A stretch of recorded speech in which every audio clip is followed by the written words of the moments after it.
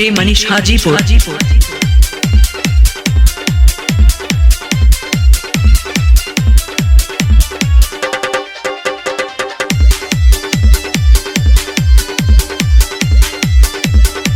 DJ Manish Hajipur. कावर लेके कांधे पर कावरिया हो, चल बेजू के नगरिया, बेजू के नगरिया, बेजू के नगरिया। कावर लेके कांधे पर कावरिया हो, चल बेजू के नगरिया।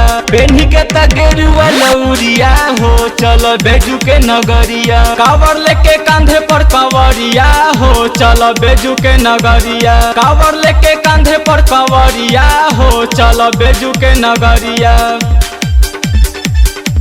डीजे मनीष हाजीपुर।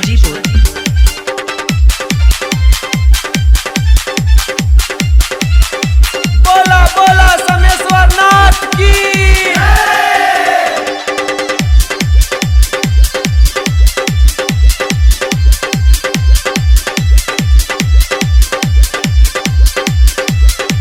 डीजे मनीष हाजीपुर। सावन में लागल बटे भोला दरबार हो, भोला दरबार हो, भोला दरबार हो। जाला चढ़ावे भक्त जाला हर साल हो, जाला हर साल हो, जाला हर साल हो। फेरी भोला सब पे नजरिया हो, चल बेजू के नगरिया। कावर लेके कांधे पर कावरिया हो, चल बेजू के नगरिया।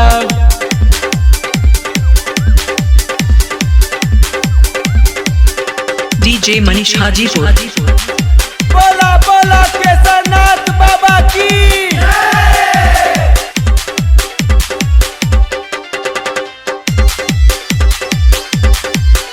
डीजे मनीष हाजीपुर।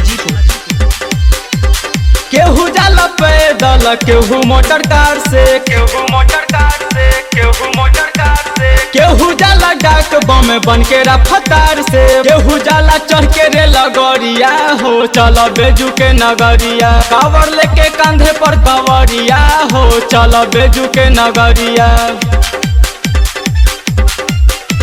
डीजे मनीष हाजीपुर।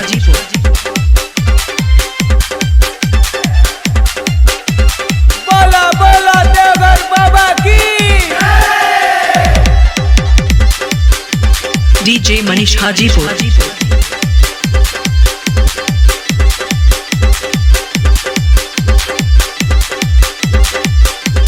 सारावन बिहारी राजेश बनले कवरिया, बनले कवरिया, बनले कवरिया। बबुआ जितेंद्र माथे बांधी के पगरिया, कट जाई दुखवा बेमरिया हो, चल बेजू के नगरिया। कावर लेके कांधे पर कावरिया हो, चल बेजू के नगरिया, बेजू के नगरिया। डीजे मनीष हाजीपुर।